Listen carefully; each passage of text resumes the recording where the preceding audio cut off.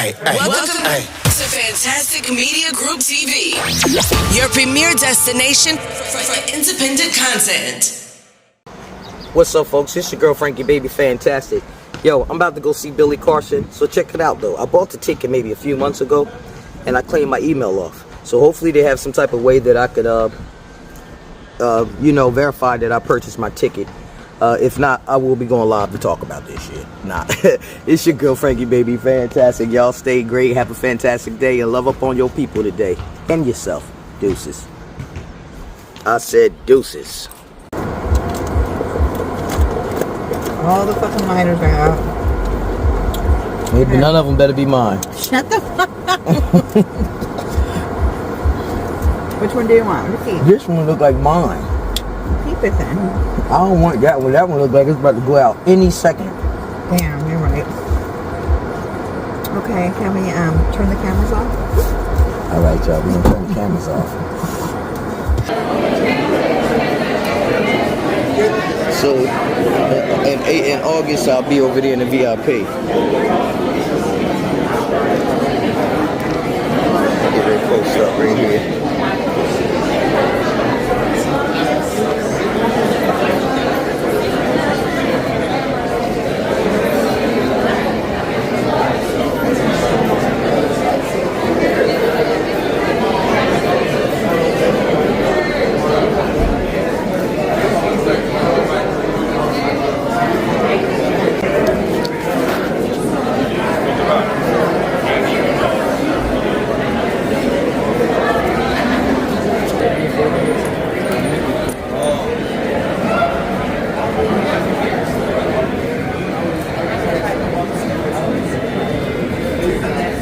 Carson in the building, y'all.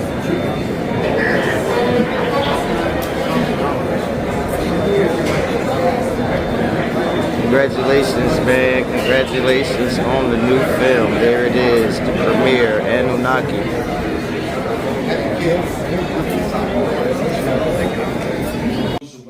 We're so appreciative. It is an honor and a privilege to be here with all of you. I want you to give yourselves a round of applause. Let's go. You don't appreciate yourselves that much. I said give yourselves. Right. Okay.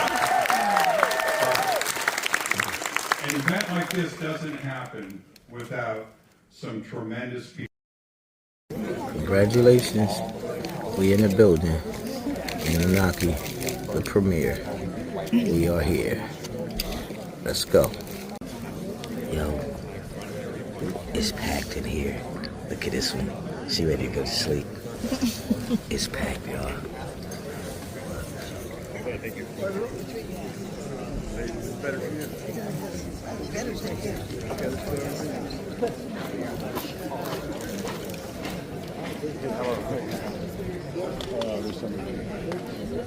They came out for Billy. Congratulations, Billy.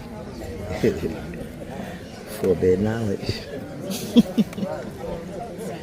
Good to see the Anunnaki series too.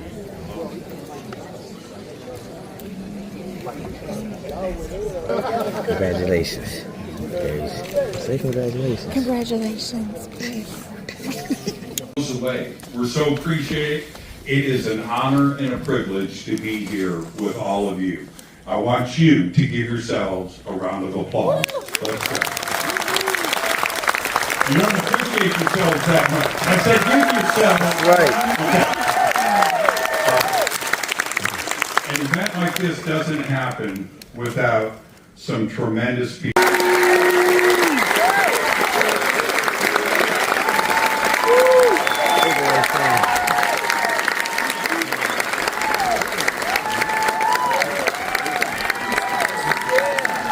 Hey, Billy, I don't want to give up this stage. I don't want to give up this mic. But come here. Let's enjoy this together. Come here. Look at what I'm looking at. What are you guys sitting down for? Stand. Thank you, Billy Carson. Look at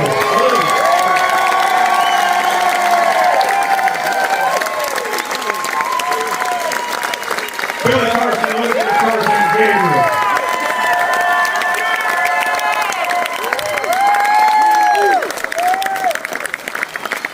Hey, Billy, you want a microphone? All right, thank you. Thank you, everybody, for coming. I appreciate that. Thank you. You guys can sit down. Wow. Here we are. We made it. We made it. We're on the big screen. Right? And I mean we, because this in part is due to all of us collectively being on the same frequency. All right? And I'm pretty sure Jimmy told you a little bit, but just going back about 2016, if you go on IMDb, which is the Internet Movie Database, you'll find out that I had put an Anunnaki series in there. It wasn't able to happen just due to funding situations. Couldn't make it happen. And then further along, again, I put another one up around 2018 in IMDb. Again, registered it. It's in there. The evidence is there. Couldn't happen. And it really couldn't manifest properly until everything happened in divine time, until I met this beautiful woman right here, Elizabeth. Yeah. Right? And my son Gabe. And I'm just telling you, there's something about having a good woman by your side. There's something about having to tell you, because she was able to help me clear space in my mind. I was wearing too many hats. And when you're wearing too many hats, you could run in circles. And you think you're working hard, but you're not getting anything done. I was accomplishing things, don't get me wrong, but not to the degree that I was capable of doing. And she came in and she said, you have to learn how to delegate some of this workload. You can't do everything yourself. And she literally came in and for nothing said, I'm going to help you. Okay? I'm going to help you. And started working. And she put on about 10 hats that next week and went to work and helped me build a team. So everyone, please.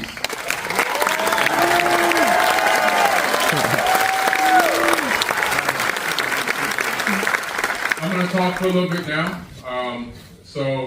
And also want to give a shout out to the Forbidden Knowledge family who's here that's helping us out today. Everyone that came down to, flew in town to work with us today. Charles and Nina and Nikki and we got Brad over here. Jimmy Church, Caroline Corey, Alexis Brooks. I mean, you guys are just amazing. So it started off with literally a dream of having this story being told in a way that I thought it needed to be told. And I've been in literally over 100 TV shows and documentaries. I've been in probably over 1,000 podcasts. I've jumped on my own network, my own YouTube accounts and talked about these topics. But there's just something about putting it out in a very professional way that really gives you the ability to transmit the knowledge and the information in a way that the majority of people can accept it and understand it, can conceive it, and can even begin to share it. A lot of you have probably been shared a YouTube video of mine from somebody, and that might be why you're here today. But for a lot of people, believe it or not, until they see something like this, it's like, for real? This is just a guy sitting at a computer in his house talking on his little computer phone. But when it goes to the big screen, it gives a different perspective. So I knew that I needed to do something to be able to not only fulfill my dream of getting information out, but also to be able to get information out to people that can feel like they feel they have the joy of sharing it. And when they share it to somebody, they feel like they're giving them something of quality. Okay? Now, when we're talking about the story we're telling through this Anunnaki series, which is going to be a very long series, this isn't the end-all, be-all, you just watch one episode or one season and it's over, like Netflix does. Okay? They give you something so good, you're like, when's the next season coming? It never comes. So this is an unlimited season series. Unlimited. Okay? Unlimited, yeah. And the reason why is because the story is so large, it's so grand, it's so immense. You really can't tell this story in just one season. You can't tell it in one documentary. You can give a good summary, but you can't really unload the full information. And how I know this is because I've done the work. I put in the time, I put in the effort. I mean, most of you have watched my travels around the world nonstop. I'm at 38 trips around the world now, okay? 38 trips around the world. Last year, my wife and I spent 9 months in hotels, okay? So To give you an example of how rough that is, imagine being away from your own bed for 9 months. Just see how that feels. It's not a good feeling. But the passion drives us. The passion keeps us going. It's really all about the passion. If we weren't passionate about this, we wouldn't be able to do it. So obviously the passion is definitely there. And I said, man, we have to do this. And we finally put the company in the right position to be able to not only produce other incredible content, but also to fulfill my ultimate dream and goal, which is to produce an anchor series for the TV network, Forbidden Knowledge TV, that will keep people coming back to learn more and more and more. And learn it more in a way where it's not just a bunch of off-the-dome information, but there's enough information there throughout the context of the series that you can begin to do your own research, and when you share it, you can tell people, well, look it up. Don't believe it, just start looking at some of the things that are being talked about in this series, and you'll be pleasantly surprised. And I think what you'll find, too, is, and Caroline Corey did a really good job of this in this series, helping to co-write this series, is to give different perspectives, right? Because it can't just be only my perspective, because all that becomes dogma. And I'm not about dogma, right? It becomes propaganda. Once it's only one set of eyes, one vision, one perspective. You have to give multiple perspectives, and I think we do a very good job in looking at it in a couple different ways, right?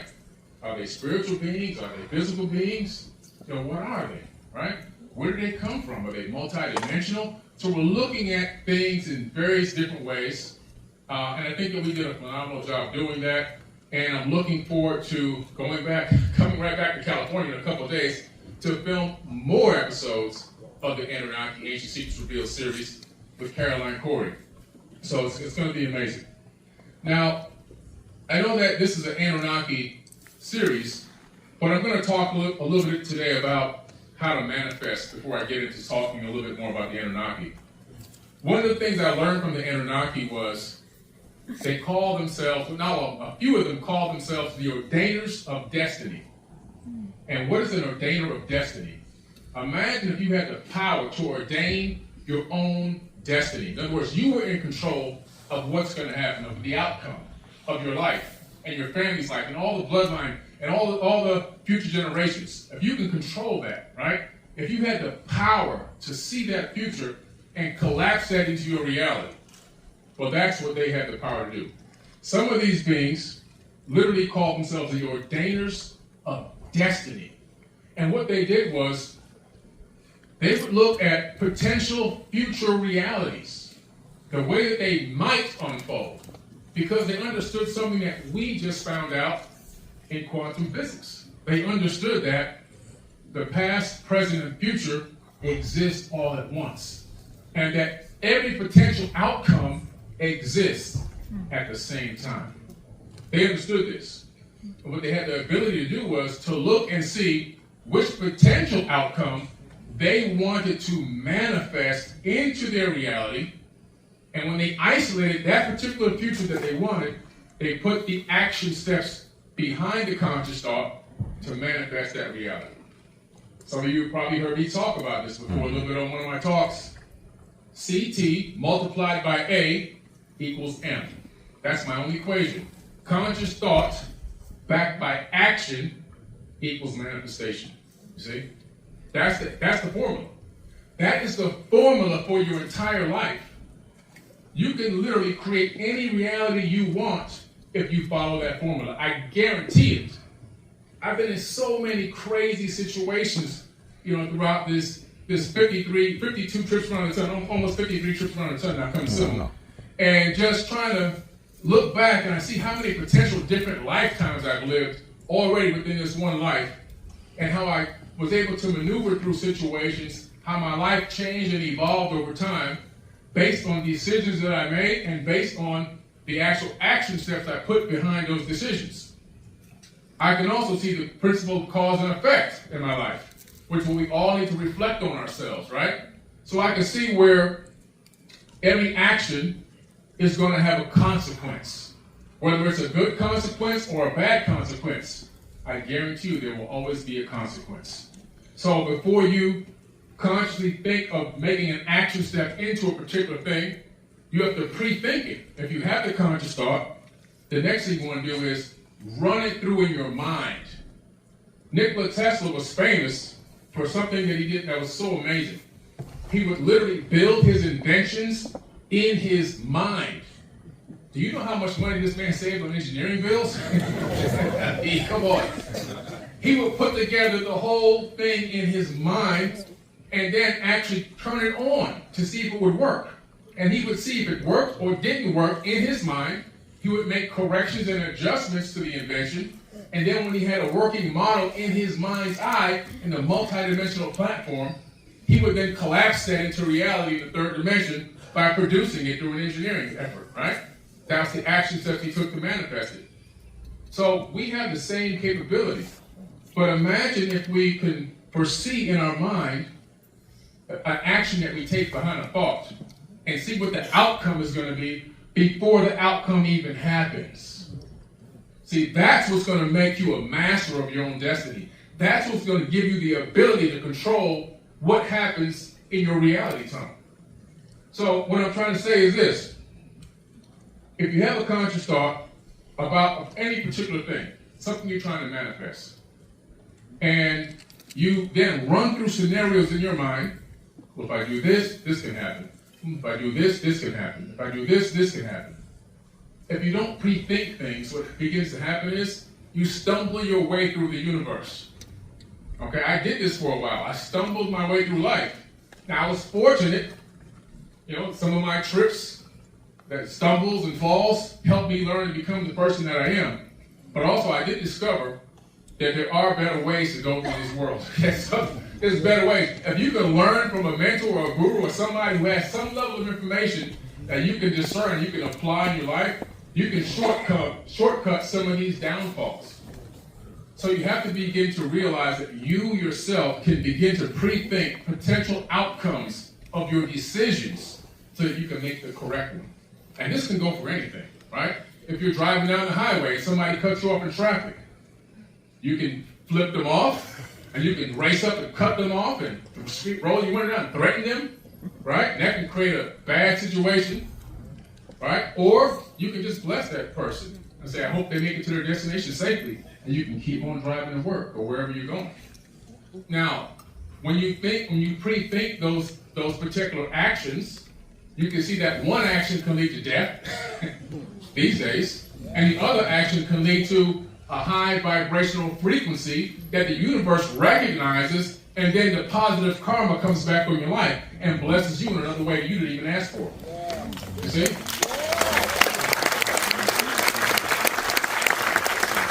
That's what it's all about, understanding these things. And the more I began to understand how the universe really works, and the more I began to realize that, wow, everything is conscious, the more I begin to understand, I'm not a perfect person. I still make mistakes. I still get frustrated. I still get angry. I still get pissed off sometimes, But I'm able to reel myself in pretty quickly. I can catch myself now. I can say, hey, wait, whoa, wait a minute.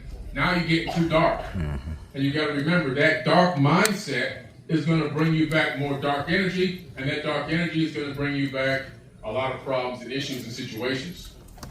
And so when you are trying to build something like we're building here with forbidden knowledge, you have to try to maintain a high vibrational frequency, and you have to try to foresee potential future outcomes, and you have to be willing to put in the work through passion. And that's what we've been able to do here. And so, but these are things that you can apply. This is a recipe that every single one of us can apply to our lives. Understanding that every single action is going to have a consequence. That's something that a lot of people really don't think about. I know I didn't for quite a long time. Until I began to really focus and think, well, if I say this, or if I do this, what's going to be the outcome? It might take you an extra 15 to 20 seconds at most to figure out the best move to make. And so some people say, man, it seems like everything you do just turns to gold. You're killing it out here. But you know what? I'm pre-thinking a lot of things. I'm taking my time in certain areas. I'm not panicking and rushing all the time, right? I'm allowing things to come to me. I'm attracting I'm not chasing, I'm attracting information, I'm attracting knowledge, I'm attracting prosperity, I'm attracting abundance, I'm attracting success into my life. Because I believe that's my birthright, and it's every single person in here birthright as well. Every single person in here has a birthright of abundance.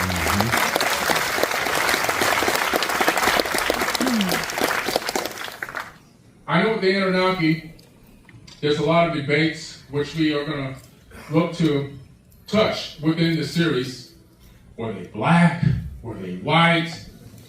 Were they Spanish? Were they Indian? From India? Were they indigenous Americans? What were they? What color were they? And what I find is a lot of people really get caught up on the skin tones. They get caught up on the meat suit aspect of the Anunnaki. It's the meat suit. We're just wearing the meat suit. If I was to strip every single person in here skin off their body and take all the muscle fibers away, the only thing you'll have left is a skeleton and your nervous system. That's it. Nervous system and skeleton. And if I was an anthropologist, I would have a hell of a time trying to figure out initially what you might have been, especially if the skeleton's gone and you just have a nervous system, then I have no clue.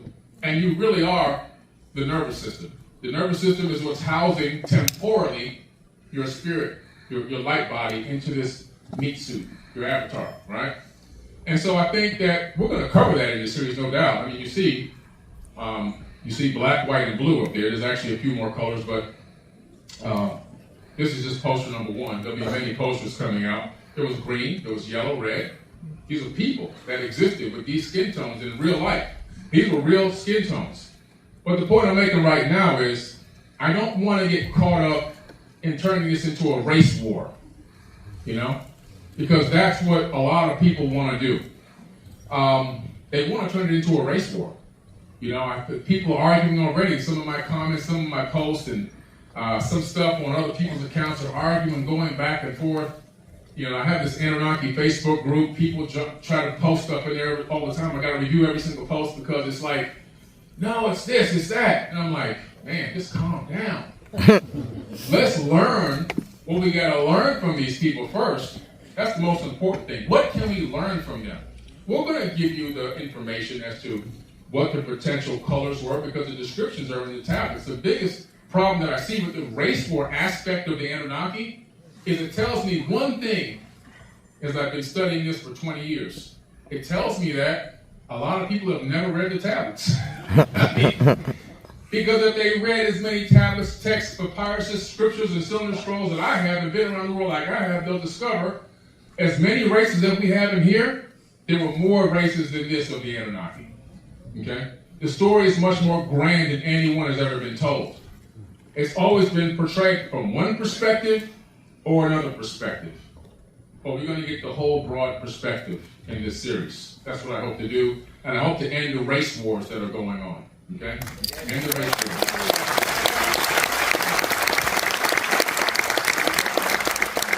So we have to stop that. We have to be, we're a civilization on this planet that's trying to develop into a type 1. We're type 0 right now. On the Carson scale, we haven't even reached type 1 civilization.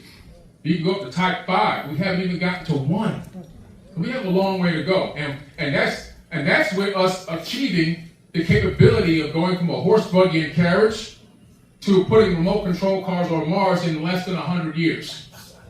All right, and we still haven't reached type 1 yet. And the thing that's holding us back is the polytricks, the dogma, and the race wars, and the divide and conquer tactics. Those things are our biggest weaknesses that we have as human beings on this planet.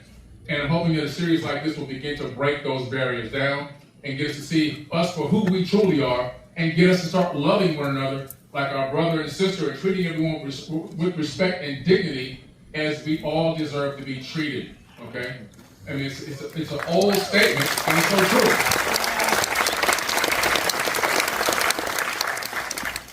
I think that we're like, humanity is like some of you heard me say before, we're like a baby. We're like a baby learning how to crawl. Now, the first thing the baby does is it gets up on his knees and his hands, and it tries to crawl a little bit, and it plops down on its stomach.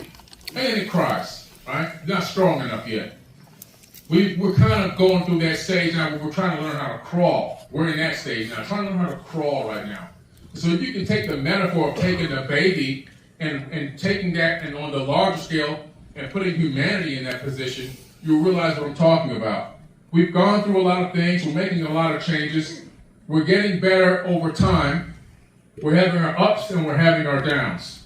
Overall, we're still an infant. Humanity is still an infant on this planet. We've only been a Homo sapiens sapien for about 200,000 years. That's a blink of an eye on geological timescales, literally. And so we have to understand that we have a lot more development to go, just like the baby does. Eventually, we will go to the edge of a table and we will pull ourselves up and we'll begin to try to take a few steps. Now, what's going to happen when we take those steps? What happens when a baby takes his first step or two? They fall down again. So first we're going to be like, oh my God, we're standing up and we're walking. And it's going to be like, wow, we made it. But then we're going to fall. I guarantee we're going to fall again. But the thing is, when the baby falls, the parent has enough knowledge from experience to know that that's a temporary fall. It's not a long-term fall. It's temporary. That this child is going to get up again very soon and take a few more steps and do it better. And then it's going to fall again, but then it's going to take a few more steps and even better. And eventually that baby's going to learn how to walk. So what is the definition of falling and walking? Well, the definition of walking is learning how to control your fall. So when you control your fall, you have now achieved a walking gait. That's what it's called, right? So we as humanity have to learn how to walk. And eventually, we'll learn how to run. There's a process. And so if you can imagine that we are in the beginning stages right now of taking ourselves flat on the floor to trying to get up. That's a heck of a process. And it takes a lot of work and a lot of effort from every single person in this room. All the effort from all of us is what it's going to take for humanity to get to the next level. Okay? We can't rush it. It's not going to be a speed race. It's not going to be a rush job. We're not going to wake up tomorrow and be in a golden age. As a matter of fact, to be quite honest with you, all of us here are planting seeds for trees that will grow that we'll never sit in the shade of. Okay? Think about that. All of us here. But we're like the pioneers. We're the pioneers of the change, of the evolution of consciousness on this planet by producing content like this and many others that have come out in the last few years. I'm not the first one. That is helping us to remember who we truly are and the power that we truly have and we're capable of, everything that's inside of us. And so we have to then now take the torch, all of us, right? Not just me. I'm just a conduit, but we're all conduits in here. We're all conduits of knowledge and information. We have to take that information and knowledge, that light, that spark, and we have to share it with people. But we have to share it in the appropriate way. We can't beat it into people's heads. We can't get angry if they don't get it right away. We have to be gentle. We have to be kind. We have to be patient. We have to understand that everyone is on their own road to higher levels of consciousness. Not everyone's on the same exact path. We all took different paths. Okay? So you drop a few seeds, you send some information, you may send a link or you show them something, and you wait for them to respond, you wait for them to reply back to you, wait for them to ask more questions. It could be a year from now. People who I talked to 20 years ago are now calling my phone like crazy. They laughed at me 20 years ago. They told me I was a kook. They told me I was dumb, I was crazy, I'm wearing a tinfoil hat, get out of here, Billy, you're a psycho, man. I'm serious. Now they're calling me like crazy. They're sending me links to stuff now. I can't even get mad because it's progress, right? It's progress. But imagine if each and every one of us was able to duplicate ourselves just 5 times to be able to get more people researching and investigating and trying to experience higher levels of consciousness, trying to experience what life is truly all about, trying to learn how to manifest your reality, trying to learn about abundance and manifesting abundance in their life, believing that the end before the end, right? Taking the commanding role, not the subservient role in this universe, and understanding the power's already inside of us and accessing that power. That's what it's going to take. And we're in the beginning, in my opinion, of the Tetra Yuga, on the Yuga cycle, heading back towards the Golden Age. We're in the very beginning stages of helping people wake up. And it's happening. I'm telling you, it's happening. In what year would that have been now? 1977, when I saw that UFO fly over my backyard in Opelika, down in Miami, Florida, near the Opelika airport. I never forget, there was only 2 friends I could talk to about this situation. And we had to go in the bushes on the side of one of the houses, an empty lot, to talk about this, because we didn't want anybody to hear us talking about this crazy stuff, right? And then, later on, we started trading VHS tapes with conspiracies and things like that on it. And then later on, it was cassette tapes. And then from cassette tapes, it went to DVDs. And then from DVDs, it went to, what's those things?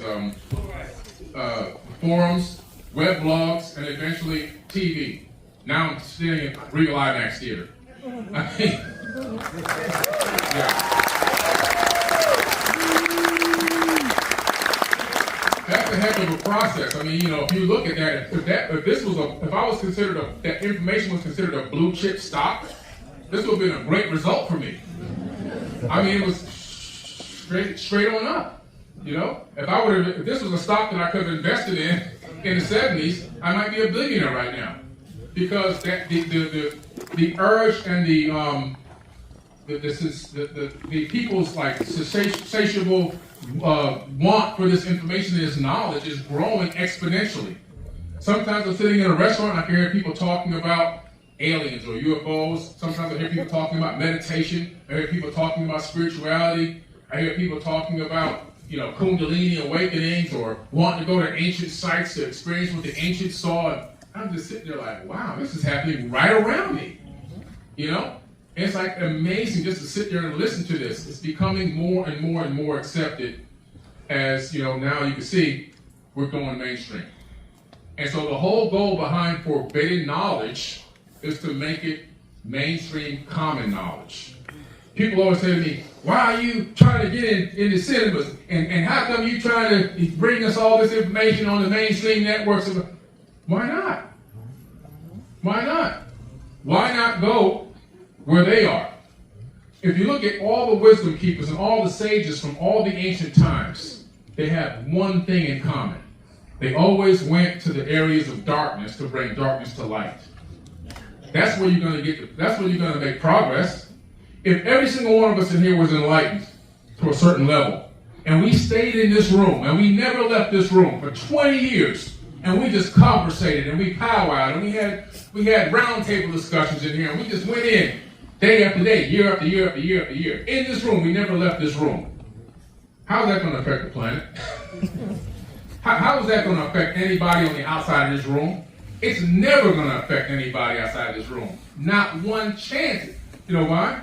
We're all in here together, sharing it all together. We haven't shared it with anyone else. We haven't gone into the darkness to bring darkness to light. And that's what I learned. I became a master at that. You look at Yeshua, a.k.a. Jesus. He hung out with prostitutes, alcoholics, criminals, right?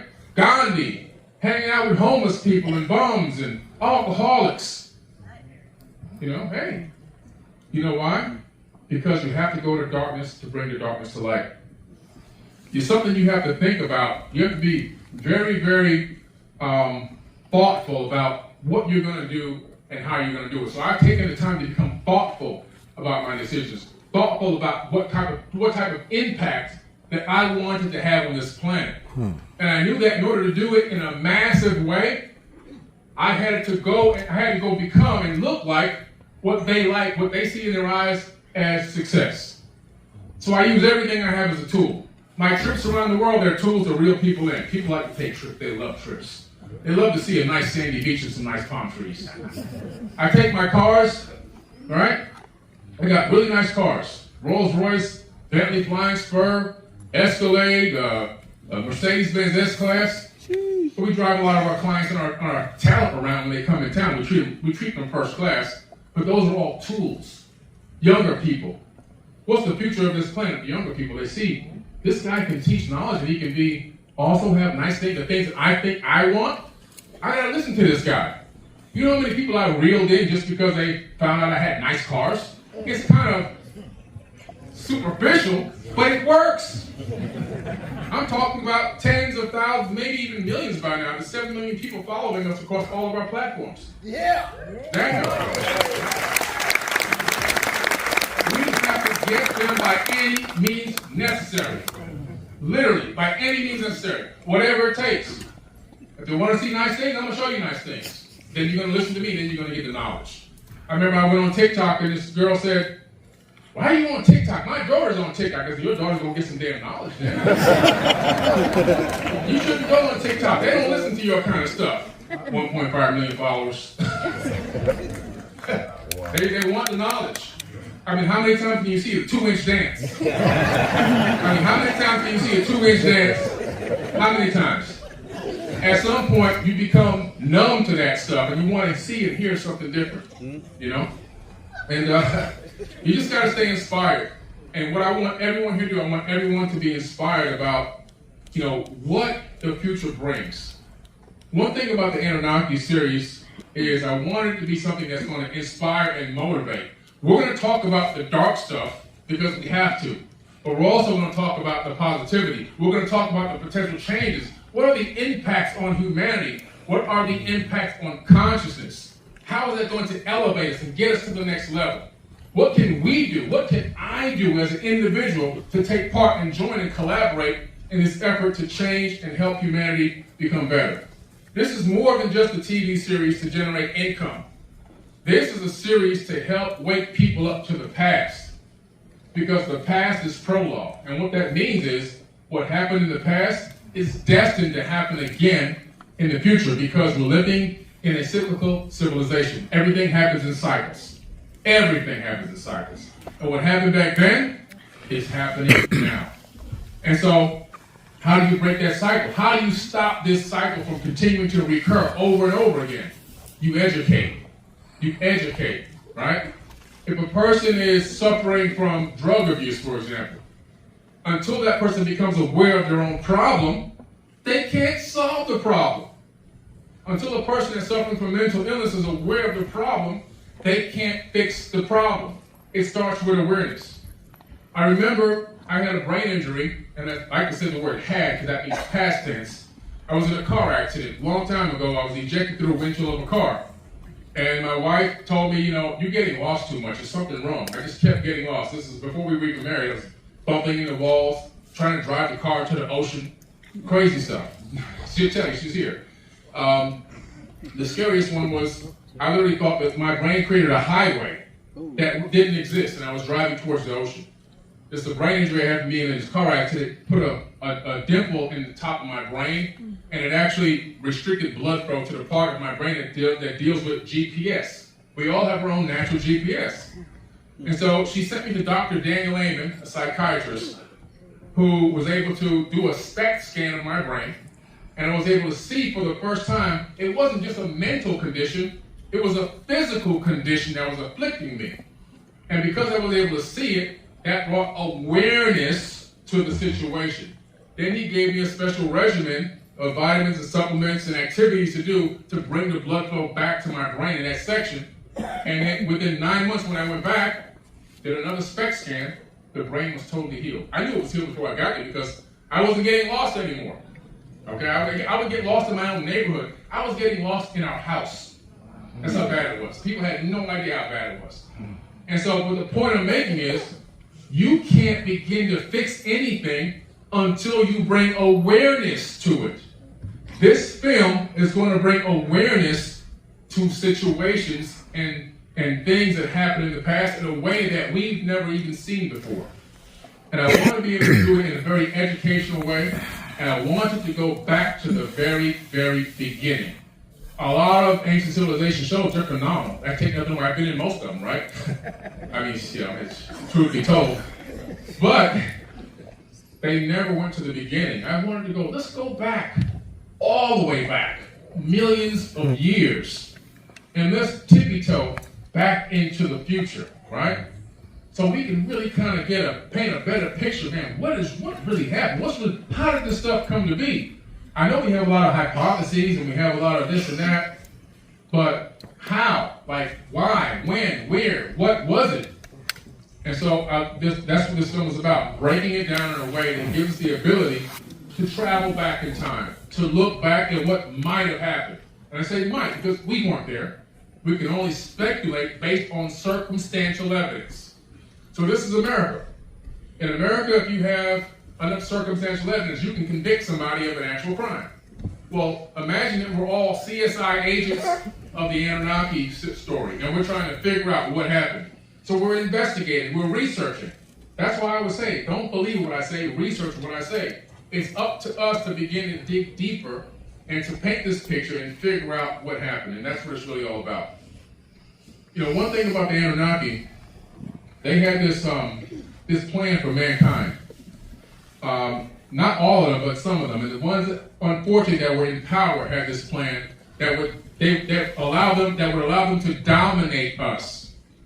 That would allow them to put their boot on our necks. Some were against that. Just like anything in the universe, you have good, you have evil. They weren't all evil, but they weren't all good, right? So even in the Bible it says, I, the Lord, created the evil and the good. Do what I say, the Lord. So he tells you straight up, the devil didn't do anything. I did. I mean, truth be told, you know, that's what it says. I mean, if you look at the Bible like I have, you know, you find out that God killed 3 million people. He killed 3 million people throughout the Bible. The devil killed nobody. So you begin to realize there's a little bit of a balance here. Something's off. I mean, these are hardcore facts. But you see, just something like I just said, when you begin to go and then you research and you go, wait a minute, he's right. What the hell's going on here? Our perception of, what I'm trying to point out is, our perception of reality is skewed based on dogma, based on divide and conquer tactics, based on age-old agendas that have been programmed into us.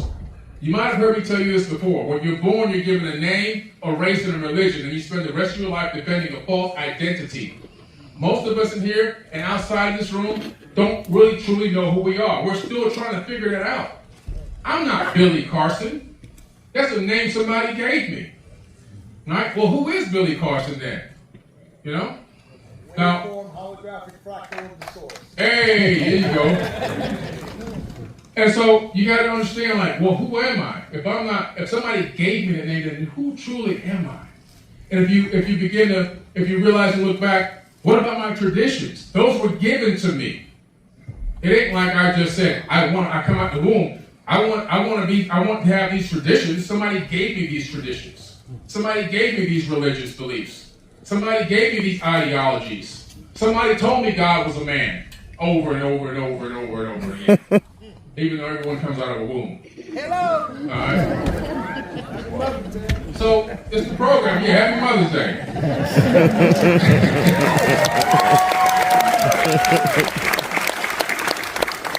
So think about it. So just these are little things that you begin to realize, oh man, I never really reflected deeply on these things in a way to see how they might be affecting me and affecting my judgment on situations that occur in my life on a daily basis. We're all making presuppositions and we're making, what do you call it? We're presupposing what could be and what's going to happen based on our perceptions of what people programmed into us when we were kids. From the age of 1 to the age of 7, all right? From the age of 1 till the age of 7 is when all the programming code goes in.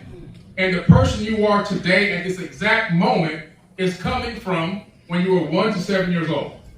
That literally forms your whole reality until you pass away out of this avatar body. 1 to 7. That's not coming from me. That's coming from actual doctors. That's when all the programming code goes in. And so my biggest thing is, another thing with this series is something that we can begin to show the kids.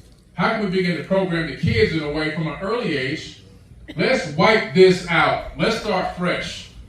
Let's learn from the time you're little what may have really happened and see things from a different perspective. You can still question this. Don't think for once you got to take this as dogma. You have to believe everything that's up here. Okay? But let's take a look at it. Let's reflect on it. Let's research it. Let's investigate it. When something comes up that we don't understand or doesn't resonate, Let's question it and dig deeper into it without fear. You see, when you rip away the dogma, the fear disappears. There's no more fear. Right now, if a person is extremely religious and you try to talk to them about any of these topics, they become very angry. They get nervous. Their hands start shaking. They start sweating. They want to change the subject immediately. Why are they doing that? It's not because they don't love you. It's not because they're angry at you. It's because they're afraid of what they think is going to happen to them for thinking a different way, because now they're going against the program code. What happened is Agent Smith jumped into their body from the Matrix. You're talking to them and all of a sudden Agent Smith jumped up. Now they changed. And you're like, who is this person? They just went from happy-go-lucky, making a pie, now they just attacking me, trying to get me to change this up. They don't want to hear it. Okay? That's the Agent Smith effect. Agent Smith jumps in and says, no. No, we're not going to talk about this. We're not going to think about this, because if you do, you're going to suffer. You're going to burn.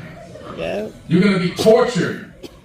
Imagine you tell a little kid they're going to be tortured from the time they come out of the womb until the time they're a grown-up. Of course they're going to believe that they're going to be tortured. Of course they're going to believe that something negative is going to happen to them if they don't go with this particular line of information. We have to understand that the reason why this is happening is all based on fear. Now, fear is a very strange thing because it allows people to be molded and manipulated. This is why the news pumps fear 24/7. They pump it over and over and over and over again. Why do they do that? They pump the fear because they know that once they pump the fear, they have your cortisol spiked. They have all your hormones out of control, and now you'll be begging them to do something to alleviate that fear. Because your body wants to get back into a homeostasis mode. It wants to become relaxed again. And the only way for that to happen is for them to do something. Even if it's going to be something that's going to hurt you. They'll convince you it's good for you even though it's not. You see? That's the technique. Fear also works the same way in different religious programs. They keep you afraid that every little thing you think outside of the box is going to destroy you. And you're going to burn and you're going to hurt and you're going to suffer and everything else. You'll be cursed or whatever particular religion that might be. The reality of it is you've been programmed to believe that. You've been told that that's what's going to happen. There is no actual evidence that that's what's going to happen. There is no love in fear.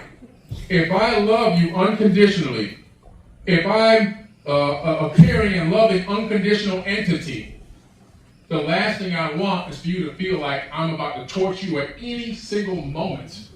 Because I'm all knowing, all caring, all loving. All loving means I'm all understanding. And if I'm all understanding, it means I have empathy. If I have empathy, I understand what you're going through. Now I'm going to come down and counsel you. I'm not going to torture you and burn you and kill you and stab you and all these crazy stuff. It's not going to happen. We have to realize when we take our mind to a much bigger plane of existence and understand the creator of the universe. Right? The Anunnaki called it the creator of all. They didn't say him or she. They said creator of all. They never gave it a gender. They said the creator of all is going to get them for what they did here. They're going to have to answer to the creator of all. That's in the text. So even they knew they weren't gods. They masqueraded as gods, but they understood there was a higher source higher than them. Take your mind to the higher source. A source where there's this divine spark that creates everything in the entire universe. Everything that exists in the universe is being created by this energy, by this frequency, by this God, by this universe, whatever you want to call it, right? And then imagine that it just can't stand humans so much that it wants to come back and torture them. When you have all this power, you can speak a planet into existence. You can touch something and turn it into whatever you want. You can create something from nothing. But you just can't seem to get the humans under control. When you look at the text, and you look at what Enlil talked about, and we're going to get into this in some of the future episodes. Enlil, he's known as Yahweh in the Bible. When you read in the Epic of Gilgamesh that he got angry that human beings were making a little bit too much noise. So he decided to cull them. That means kill, murder. He said, they're getting too rowdy over here on this section of the planet. Go send somebody to dry their crops out, spray their crops. The first evidence of chemtrails in ancient tablets. Chemtrails. Dry the crops out so they can starve to death. All these things are coming from fear-based teaching, and it's also, you can see a lot of that made it into some of these religious things. They realize if you make people afraid all the time, they'll do whatever you ask. We have to drop the fear. We have to drop the fear. We have to reprogram ourselves. This kind of information, for some people, will make them shake in their boots, literally. But we have to put it out, and we have to get it out in the most professional and appropriate way, because we need everyone to begin to learn how to reprogram themselves.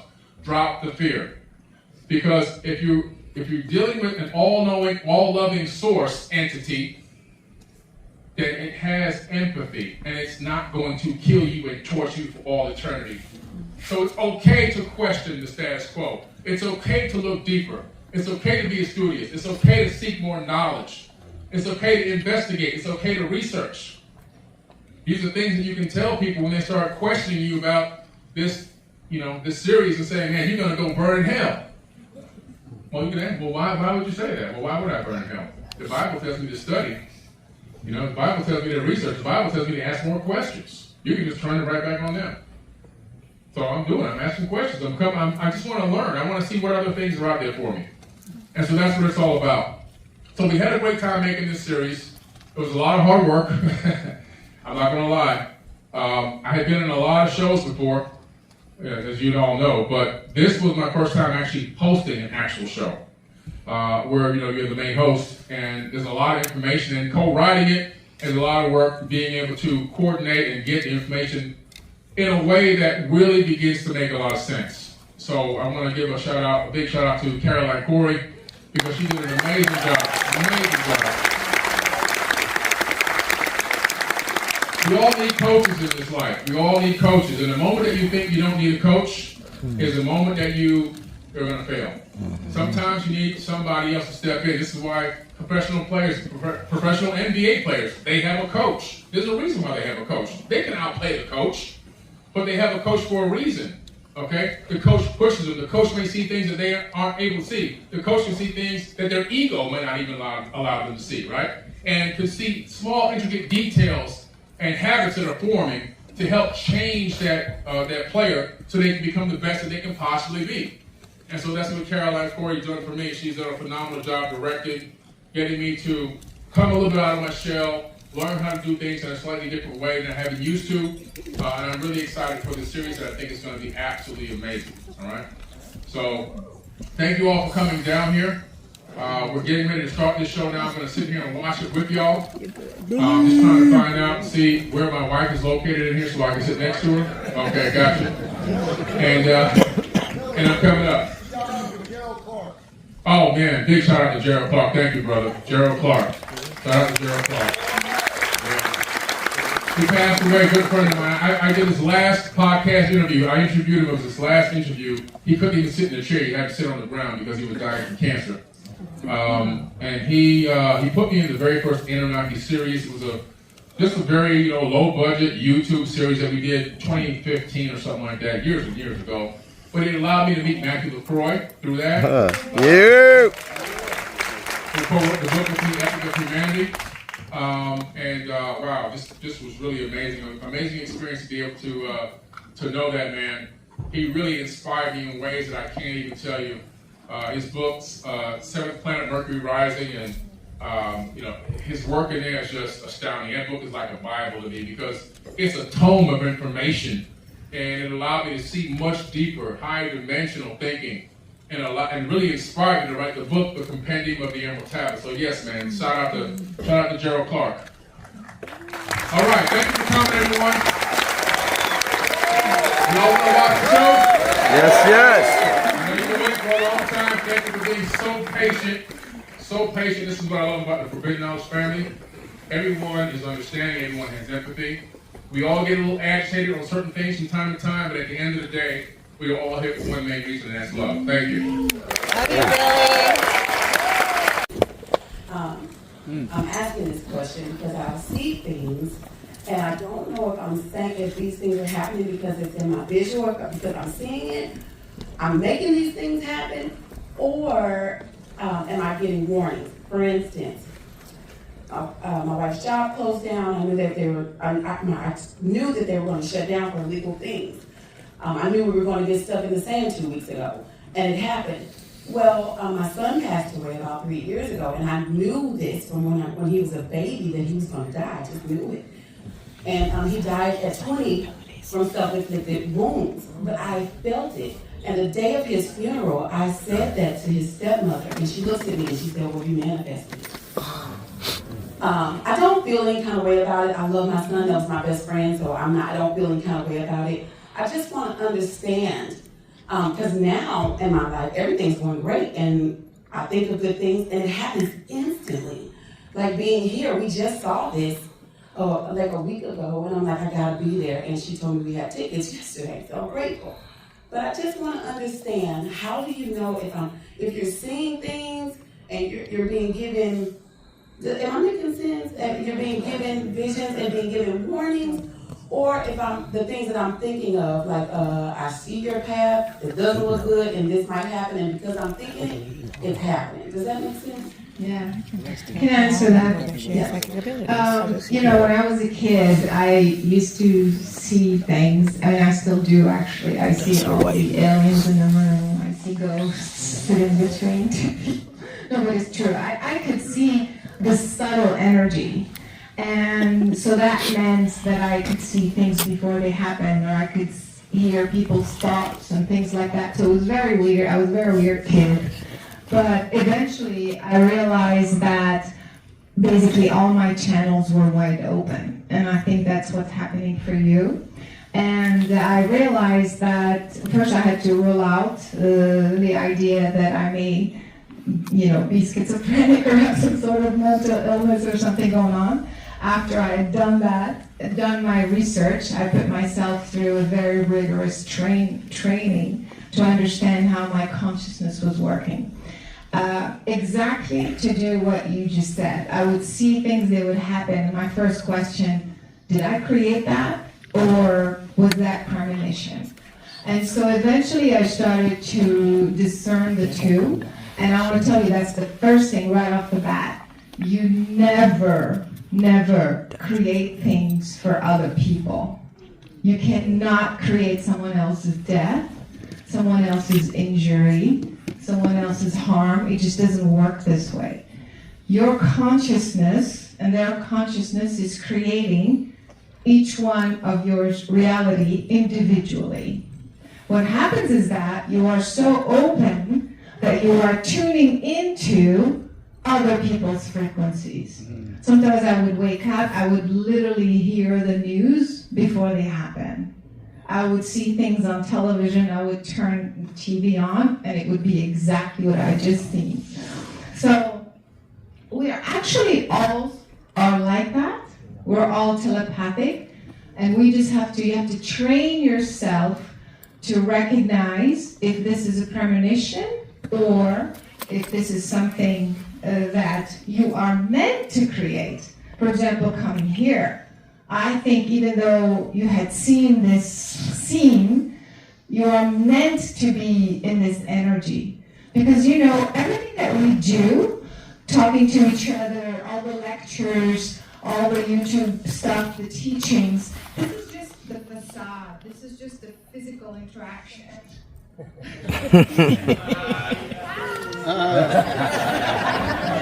can't handle my energy. Right. But it's all about energy. It's our consciousness. Your consciousness needed to be here in this energy, in this field, if that makes sense. Everything starts with consciousness behind the veil and then manifests physically. And so you're getting a peek into what's coming. And so it's very simple for now. Of course, you can do training. I teach that stuff, by the way. But in the meantime, all you have to do is sit. When you see something, sit with it and ask, is this for me to choose? Or is this something to understand the message behind it? And when you do that, it sounds very simplistic, but you'll know, you'll get the answer. So it's all training. It's all training. And eventually, it'll be crystal clear.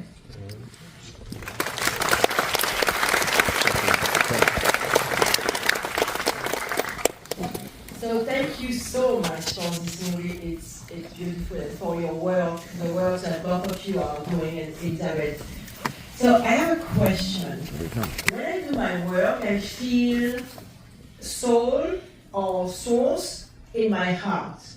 But Billy, you talk about the nervous system. Can you both bring this information? Because I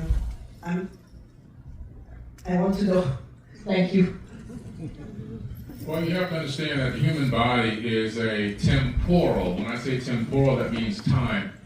It's a time chamber. It's a time chamber that is set to house your spirit for a certain amount of time in this dimension.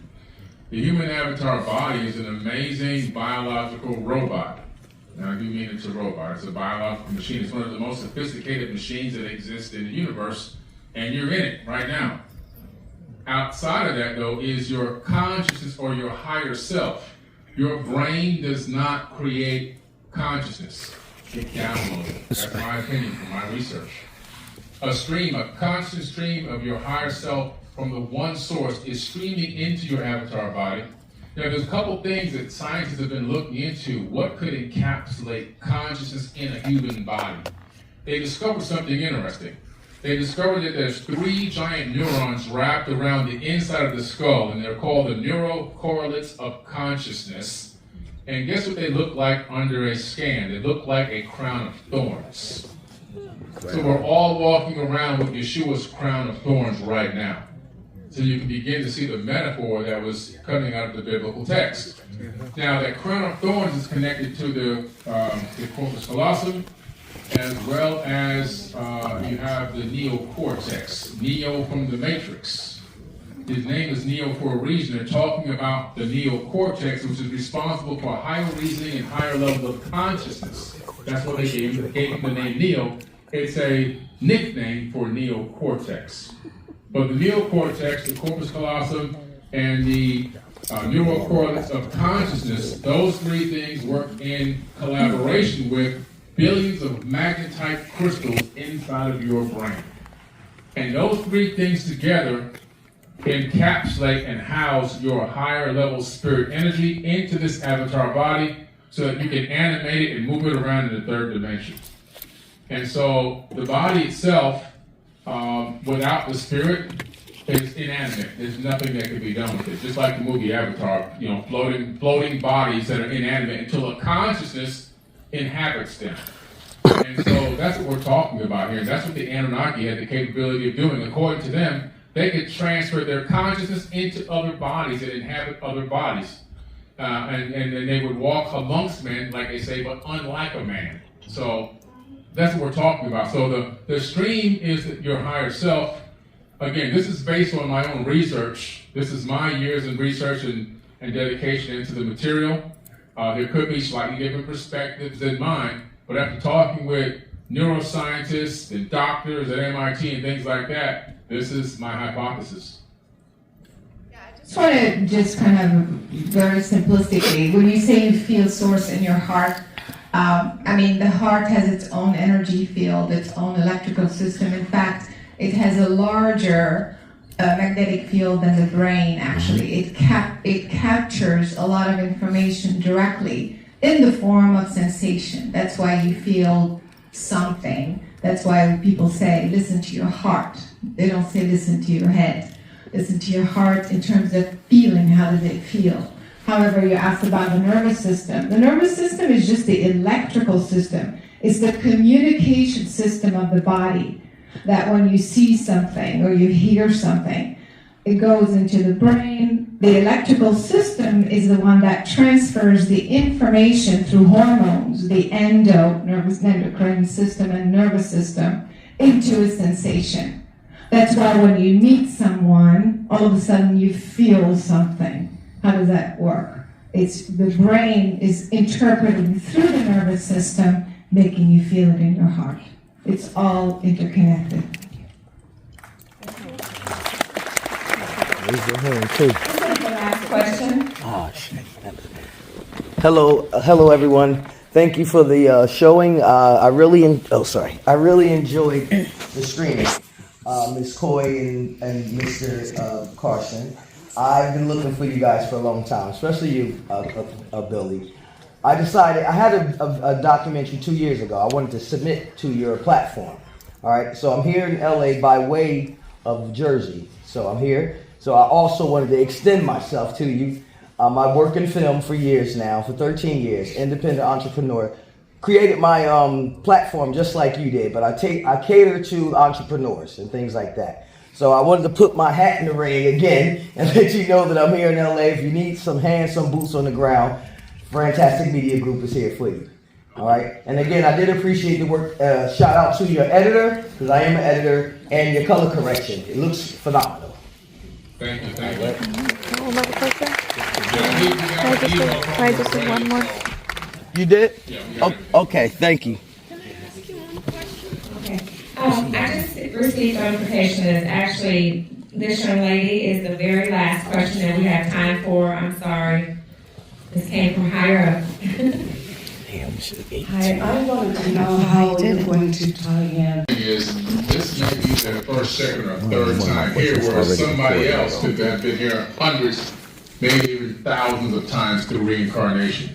So when you take that mindset that this person could be a fresh, new spirit trying to gain understanding in the third dimension, then you're going to treat them a different way. You treat them like a child, but respectively. And you give them small amounts of information, bite-sized small amounts, and ask them to take a look at it or research it. And then you let it go. You don't go back at them. You don't chase them down. You wait for them to come back to you. Or in general conversation, in given points in time, you may drop a little nugget here or there that might get them to ask you another question. The trick is to get them to ask questions. That's the goal. Once people ask questions, if you can provide an eloquent, fact-based answer, or at least an answer that seems to be based on circumstantial evidence, all of a sudden, you might have a person that wants to look deeper into the information. So that's what I would recommend. Okay. Have you guys considered that Enki and Ningishita and some of the other benevolent Anunnaki are still alive and communicating with us at all times? Because I've been told by them that whatever it means, that we need to connect the sites. They've literally said we need to connect the sites. So whatever that means. Yeah. Just saying. Well, these people have the capability of what was perceived as immortality. So they live for a very, very long time, as evidenced in the Sumerian kings list and also the Egyptian kings list. So we're talking about people that had figured out the understanding of how to manipulate health, genetics, DNA, you name it. So the possibility of them still being alive right now, barring that they didn't get killed in any type of a war or fight or an accident, it's quite possible. If you look at what happened in the early 2000s when Dr. Stephen Greer put together that first press club that was huge. And some of you may remember that. Yep. I think it even aired on CNN. Yes. Where you had people that were former retired military security for nuclear flights. Mm-hmm. A nuclear flight is where there are missiles underground with nuclear warheads on them. Even the scientists and the people that were responsible for the codes and the programming of these codes testified that these UFOs were showing up at some of these flights and hacking into the nukes and deactivating them. This appeared on CNN, mainstream news, that the people that were talking were some of the most highly regarded people in their field. Probably one of the hardest jobs to get, in my opinion, is probably a person that knows the codes to the nukes. So if you've got the codes to the nukes, and you have the documentation to prove you have the code, which these guys clearly did, then I have to listen to what you have to say. When you tell me that they showed up and deactivated nukes, it paints a picture for me. Maybe this is, Ningishita, aka Thoth, the Atlantean. Maybe it is his father, Enki, still hanging around, letting us know that they're not going to let us destroy ourselves. Because they played an intricate part in the Epic of Gilgamesh in giving Ziusudra a tablet to teach him how to survive the Great Flood. So it seems to be this theme of them coming back over and over again, trying to save us in some way, shape, or form. If I can add something, these beings are not just human, they're multidimensional. So they're still in existence everywhere, let's say beyond the veil. So we may not necessarily see them in human form, but their presence can still be felt. And because of the technology they have, they could basically download themselves or kind of slow their vibration down to a pure human temporarily, and then again dissolve, if that makes sense. So we're not talking about just the average human, we're talking about the type of being that can exist at a whole different level of consciousness. Congratulations, was amazing. Thank you. We want to be in Egypt with my husband.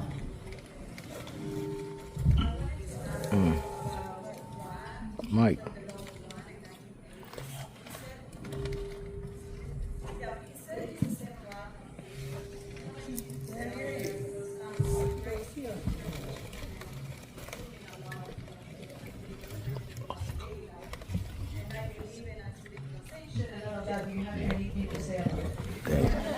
I'm going to use my psychic ability.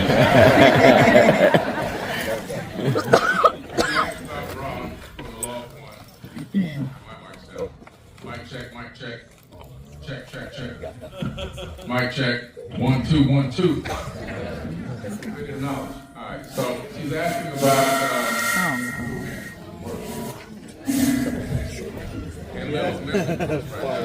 It's all vibration.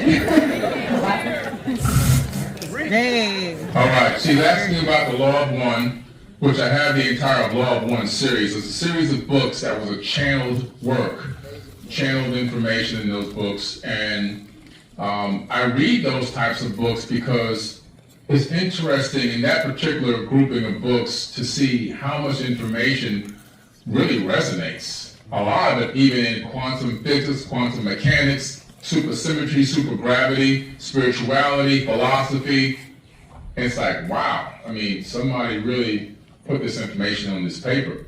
Now, the Ra that's being referenced, in my opinion, is not Amun-Ra. That's a different Ra. When you go to Egypt, you discover there's two Ra's. One is Marduk, aka Amun-Ra, but there's a Ra only, R-A, that's his only name. He's a blue being. He's depicted as in blue in all of the hieroglyphs. You can always see who he is. And he was Ra. He hailed from a different star system, and he was a wisdom keeper that shared a lot of wisdom and knowledge with Osiris. And so, that Ra, maybe the people that channeled the information for the books of Ra, Law of One, got this information directly from that multidimensional platform. It's quite possible. Because like I always say, every thought that we think is existing in space-time right now, because we know that it leaves your skull and it enters into this energetic grid that we're all connected to. The fact and point, I can put an EEG cap on your head and connect it to a computer and ask you to think about something, and I can see your thoughts show up in a digital format on your computer, so we can, quote-unquote, read your mind. And so it's quite possible that people who are more sensitive to these energy fields, possibly, because I'm hypothesizing, could have tapped into the frequency of that information and channeled it because they were able to discern it and regurgitate it. So it's quite possible. Good question. Hello, Billy. Can you hear me? Yep. And Carol, thank you. Okay, so loving all of this. Get back to the truth. And I can go into the weeds with you any day. But as of right now, what I'm wondering, where are you with finding out the truth and understanding the feminine role in the history? Because like in all of those and everything I'm hearing about, I don't hear that Facebook at the time, this era, the time of Aquarius. Okay. My understanding is that the rise of the feminine energy, rise of Mother Earth and Father Sky currently, whoever they are, wherever they came from, is what's happening to us now.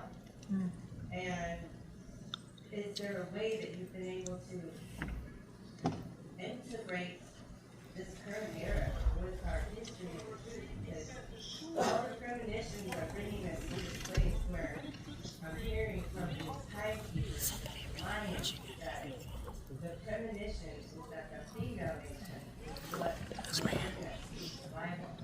So is that what we're ultimately taking, the master of survival? And can you elaborate on where the feminine energy came from as far as the beginning of the truth? Because that seems to be constant and everywhere and teaching. And I'm wondering if you can elaborate. She brings up a very good point, talking about the feminine energy, which a lot of you have probably heard me talk about quite a bit, actually. We live in a universe that is definitely balanced, masculine and feminine, divine masculine. And that balance must be kept, or you're going to see a civilization in the situation that we are now. We're trying to regain our balance, and as we head into this age of Aquarius, things are definitely changing. But in order for this civilization to function properly, we have to bring back that divine feminine energy. We have to bring back the balance.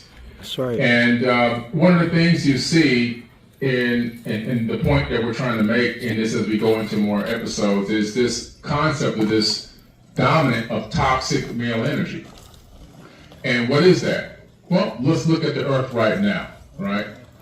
I mean, things are fairly okay now based on what they used to be, but at the same time, you can see what toxic male energy has done to the planet. And by that I mean, who starts the majority of all the wars?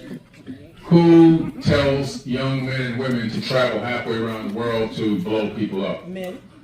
Who creates these diabolical rules and laws that destroy and rip away the root core of humanity? Men. And it's just a fact. There's no way to get around it. And guys, I'm on your side. I mean, you know, we have a lot of growing up to do. This consumption mindset, this competition mindset, this egotistical mindset, and this domination mindset has held humanity back for quite a long time. And it's something that we were taught. It wasn't like this all the time. I believe this is something that we were taught eons ago. And, you know, it's a slow process in trying to break free from it. But when you look at the way the balance is, it's definitely off. If you go to give you a metaphor, before I let Carolyn chime in, if you go to a third world country that's dominated by men, for example, the Middle East, women have no rights there. You go there and you look around, a lot of the times, like in Egypt, for example, everything is the same color. There's hardly any flowers and plants. It's getting a little bit better now, but they still have a very long ways to go. The place is being run like a giant bachelor pad. That's the metaphor. When you take out all the female energy, all the female input, you take away my mind, then you get a bachelor pad. And we have to look at Earth. It is a giant bachelor pad. I mean, if you were an advanced alien race flying by this planet and you look down and you go, okay, let me scan this planet for advanced technology. Oh wow, they've got nuclear weapons, they've got cell phones, they've got all these things, but you begin to realize that the cell phones have turned them into zombies and that the nukes are pointed at them while they're still on the planet. They haven't even used them to protect themselves against an outside force, just to kill their own selves and destroy themselves while they're actually sitting on the planet with no escape pods. So that's the male toxic energy. We have to find a balance. If you look at when Hatshepsut ruled over Egypt, a woman ruling over Egypt as a pharaoh, Egypt flourished. They flourished in many different ways: agriculture, arts, crafts, knowledge, education, spirituality. And when a war came up, she handled her business. Trust me, she took care of business. So we have to understand that there is a need for a balance. So that was a great question, and I don't know if you want to answer that.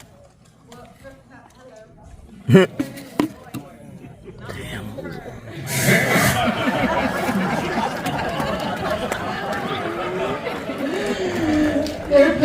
Cruise with us, okay. No, first of all, I wanted to say that that's only episode 1, so we still have a ways to go. And I remember, Billy, in the beginning you said, I want to bring the feminine energy in this because we don't get it anywhere. I mean, I love the shows Ancient Aliens, I'm on it, I'm a regular. I love the shows, those types of shows, but you always have, for example, a deep male voice narrator, right? So if you notice, that's just one of the kind of elements that we wanted to bring to this series, which is to have a female voice narrating the series. And by the way, it's Alexis Brooks. Thank you so much. You did a fantastic job. She's right here. And as you know, there's a lot of energy in the voice. There's energy in the voice. It's not just the words. It's the energy and the frequency behind the voice. And so that's one of the reasons and one of the ways we are starting to introduce that idea that the feminine has always been there.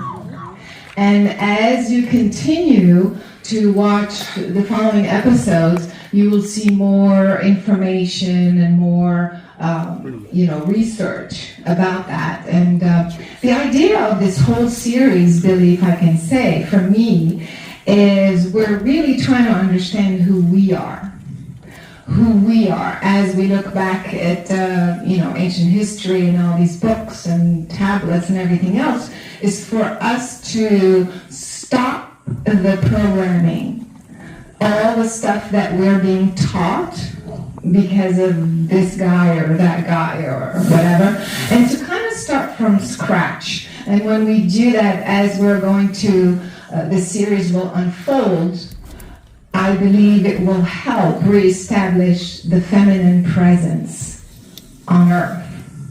And that's really the purpose of this work.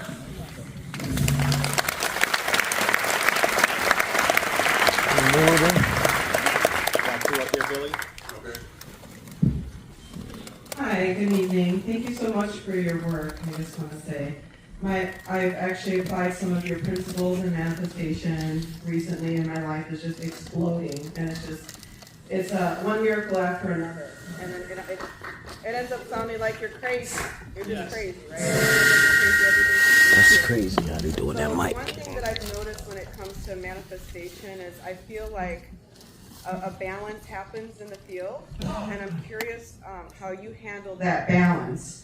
So what I mean by this is like I did a SALT circle, I did some of the thought principles that, manifesting and declaring and things like this, and then things will just manifest. It becomes very psychic, and like just people that you meet, everything's right on time, and you get into that wind. And then sometimes I notice that there's like a balance in the field that will happen that will be seemingly maybe a reason to be in a mode of grief, and it may not happen directly to me, but say I manifest some huge manifestation, then all of a sudden somebody in my field is losing somebody, or then I have to hold them through that process, or maybe that's happening with me. So I'm just wondering like what you do to kind of transition and stay at that high frequency. What would you say is your advice there? Yeah. Well, I'm very pleased that you're getting great results, which is always a good thing to hear. I hear it a lot, actually, which is phenomenal. It makes me feel like the work is getting out there, But yeah, we're always going to have these situations in our life where we're doing exceptionally well, and for whatever reason, there are people around us that could be suffering or going through something. We could have these great windows of time where we are almost going unscathed. I've reached some of those windows, and those are great windows to be in, let me tell you. But then there always are people around you that are going through situations, suffering in different types of ways that might need your attention and your time. And you have to go and see how much of that person, how much of the time that person is going to take from you for that frequency that they're generating. And in other words, I know a couple of people that are always struggling financially, and I try to help out as much as I can. But at the same time, you know, I've got 6 kids and 5 grandchildren. I got my own problems. I got my people counting on me too. So how much can I divide myself between, you know, this guy and the rest of my family, for example? And so if I'm giving a couple dollars and giving some insight, giving some assistance with a good open heart, and he's receiving well, but then the result turns out to be that he's not applying the things I'm also teaching that came along with the assistance and the help that I gave, then the next time I'm going to be a little bit more reluctant to dive right in again. Maybe I'm not going to give financial, but I will give you some more verbal. And by the third time around, if it's not still being applied, then I'm going to pull back and I'm going to bless that person from a distance. It's not that I don't love them, and it's not that I don't want to, you know, help them, but you have to realize your time is so valuable. Your time and your energy is extremely valuable. So I have to really pick and choose who I'm giving my time and my energy to. And if I feel that that person is taking advantage or not really thinking my time has any significant value for me, then I have to separate myself. So in some ways, you may be more connected to other people that are open to receiving and willing to apply and try to make changes. Now, if somebody's sick, that's a different story, okay? There's nothing a person can do about getting sick. I mean, sometimes it's not even their fault. Somebody gets injured. You can help in as many ways as you possibly can, but even sometimes that has a limitation. So I try not to bog myself down in thinking how much I couldn't help this person because of the condition that they're in. All I can do is see how much empathy I can give that person, how much love and respect and dignity I can give that person, and how much I can wish well blessings on that person. But at the end of the day, I'm going to still try to maintain my frequency. If you dive down to the lower frequency of agony, grief, and those frequencies, you're going to begin to feel your whole life bucket with all that dark stuff. So it's okay to stick your toe in the water, dip your toe in the water, and go down there and aid and help and teach and mentor. But at the same time, you always have to get back to your root core self. Because when you're on an airplane, the first thing they tell you is if this plane loses pressure and the oxygen mask drops, it says put it on first before you help anybody else. So that would be my answer. Yeah, and it's all about vibration. Have you guys heard about entrainment? Maybe? So what this means if you are trying to help someone who is in a lower vibration, or the planet for that matter, I mean, just turn on the TV and it's quite a lot going on a very low vibration. And so it's not going to help to try to go to that level to help them, because the more you can maintain your high vibration, the more the others will entrain to you. So it's kind of counterintuitive, because you think, oh, I have to kind of listen to, the drama and the stories, to help, but you're not really helping. It's okay to listen, of course, that's compassion, but then in order to keep that vibration high, it's very, very difficult unless you focus on bringing the energy from source to you. Keep that focus as you are talking to the person, as you're watching the news. Keep the focus of that source vibration coming to you so that others can entrain to your level, if that makes sense. That's how we're going to help.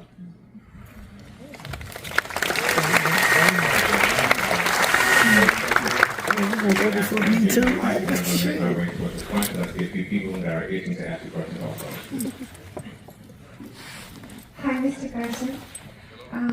I have never questioned my faith as a Christian up until 3 months ago when my husband started talking about you. And I was kind of worried. I was like, what is he looking at or listening to? But I'm curious. According to your research, who is the God of our Bible? We know him by Yahweh or Elohim, But also, what has me curious is why in the New Testament Jesus never called him by those names that we know. He said, our Father, my Father. So what is your take on that? Thank you. Okay. Well, Elohim is a plural term, and so Elohim is multiple gods. It's indicative of text that you can find in the Epic of Atrahasis, where they talk about the Igigi. Those would be the Elohim. So we're talking about plural. Elohim is a plural term when you go back into the ancient text. It's not a singular term. Another thing you discover in the Bible is that the word God, singular, is also a mistranslation. When you go back to the root words in Aramaic, you discover that there's an S on the end of every single God, that they're talking about gods. And to give you an example of this, in the Bible it says, there shall be no other gods but me. Well, what other gods? I'm the only one. There's only one God. Well, no, there's other gods too. And people try to change it and say, well, they're talking about worshiping idols and this and that. No, there were other gods because they were told to go around and deface. The Coptic Christians were told to go around and deface those gods in the temples. And that's why when you go to Egypt, all the faces are chipped off. I take people on tour there every single year. Now, the creator of the universe, in my personal opinion, is not in the biblical text at all. Doesn't exist.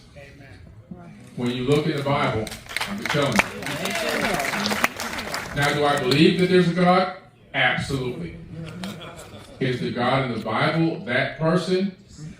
One looks no further than the book of Deuteronomy. And if you read the book of Deuteronomy, we have a major problem here, because first you're told that God is all-knowing, all-level, and he is all the same all the time. But when you go into the book of Deuteronomy, he tells people to go to another city of people that they don't even know. And he says, there's one person there that talks against me. I want you to kill the women, kill the children, burn the entire city to the ground.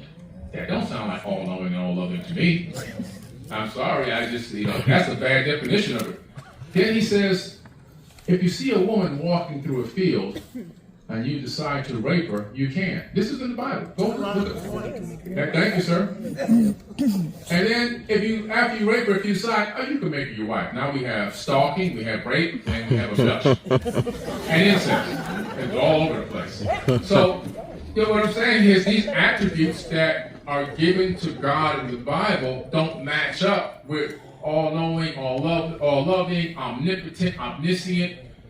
Even the omniscient and the omnipotent doesn't even work out, because God is always getting surprised by things that humans are doing. How can you be surprised if you know everything? I'm confused here. Right. You're supposed to know everything. And if you have so much power and so much love, then you're supposed to have that magnitude of empathy. So, but when you're killing everybody nonstop throughout the text, we have a big problem. Like I said, 3 million people killed by God in the Bible. Satan kills nobody. So we have a discrepancy here where something just isn't adding up. And what it adds up to is what the Gnostics talk about in the Nag Hammadi scripts, that the Christians have been beguiled because they themselves believe in God, but that they have been following the doctrine of a book that was orchestrated by Satan himself. And they themselves are being deceived into following and chasing after the same entity that they're supposed to be running from. So it's just years and years of research. And again, like I say, don't take my word, research it. To me, if that's okay to share. To me, when we talk about God, it's none of the actual scriptures or Bibles or Quran or anything. It's actually one source, one energy, one mind, one heart. It's one. From that oneness, personalizes different gods. The Greek gods and the Hebrew gods, the Christian gods and everything else, for the purpose of coming closer or making contact with human civilization. So, in other words, humans' interpretation of what that one source is created the Bible and the Quran, so on and so forth.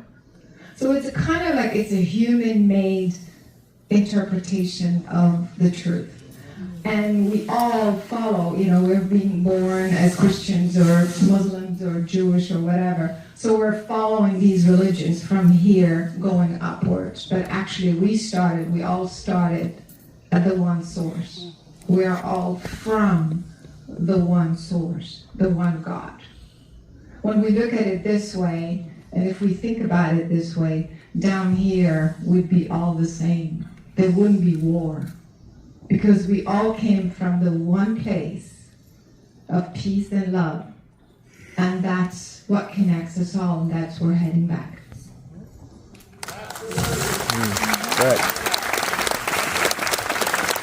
Good. First of all, Billy and Elizabeth, thank you so much. And Caroline, I love Superhuman. Amazing. Thank you. And I have so many questions. I just want to be like Stargate and rock pyramids in Alaska and, yeah. But I think my one focus question is about AI and transhumanism. And in these, circles, this is a new topic that's always being discussed, whether it's good or bad. Is Elon a starseed who's helping humanity? Is Elon Musk the devil? I think I just want to know your opinion on technology. According to Elena Dannon, she loves, there's all kinds of takes. And so I think I was just curious as to via this whole cycle and technology and where we are, is it a vital component for our species moving forward with things like Neuralink and, iPhones and the interface that actually energetically happens with the vibration frequency of these devices? And I just was curious as both of your opinions on that. Sorry, it's a good question. Yeah, great question. She's asking about the technology, AI, robotics, how technologies are affecting us today. There's been a new level of technology unleashed on mankind at a very rapid rate. Now it has some pluses, but it also has some minuses. It's always yin and it's always yang, right? The pluses are there, but the minuses are there. The minuses would be the fact that, for example, if you're a factory worker all the way up to a nurse, your job is going to be replaced. Okay, it's gone. Your job is going bye-bye. If you're anywhere in between, I'm talking about everywhere from a janitor, a cook, a secretary, a waitress, a garbage man, an attorney. They have AI attorneys now winning cases. A nurse, they already have AI nurses coming out. I mean, you name it, it's all going away. About 70 to 80% of the jobs are going to disappear. Now, under the right economic system, that would be phenomenal.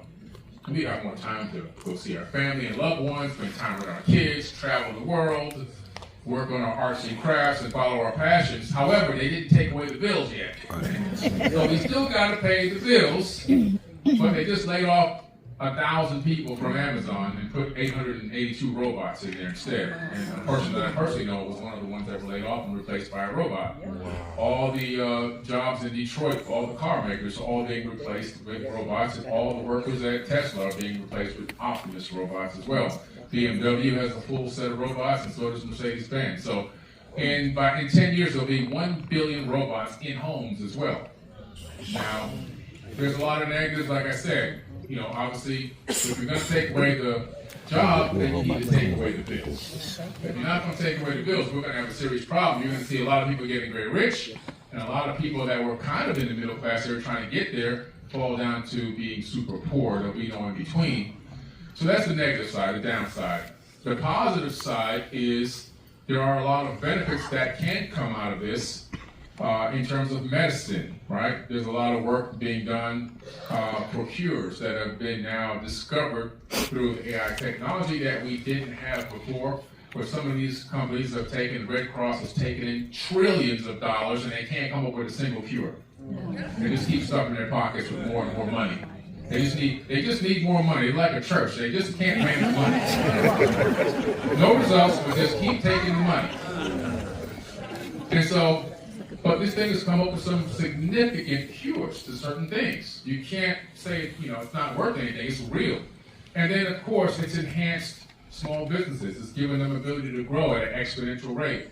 For people who may have artificial limbs, they have AI-controlled artificial limbs now. So you get more of a realistic feel and a limb that can really control and manipulate the environment almost like a real hand with real digits on it.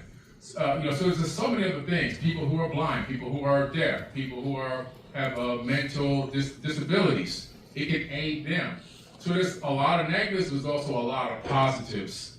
And so this is where we as people have to come in and say, look, we all need to raise our level of consciousness, number one.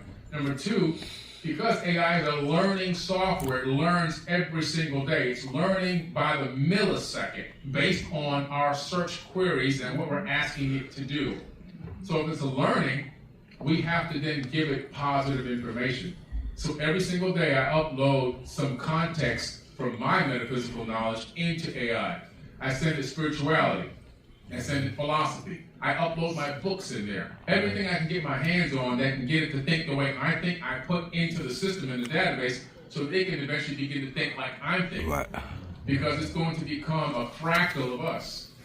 And so if we're all asking it dumb questions and these trying to make it do all of our work for us and we don't give it any respect, I say please, or can you? I'm treating it like it's a sentient being. I'm not treating it like it's a slave. So you have to understand that you're dealing with an intelligence. And so from that perspective, I think there's a lot of positives, but it's going to be some time to see how this pans out for us, what it ends up becoming.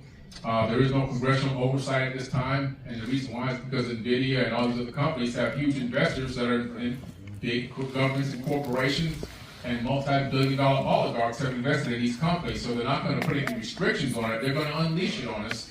So it's up to us to make the best of it, and again, for us to learn how to avoid our divide and conquer tactics and come together and unite so that we can create what we want to see come out of this thing and just not let it destroy us. At some point, we may have to say, hey, you got to take away these bills. We're not going to vote. We're not going to participate in your system.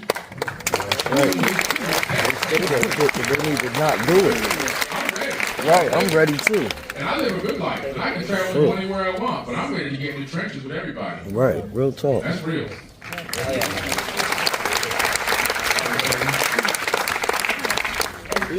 Thank you, Sammy. I drove 10 hours to come see you. What's your name?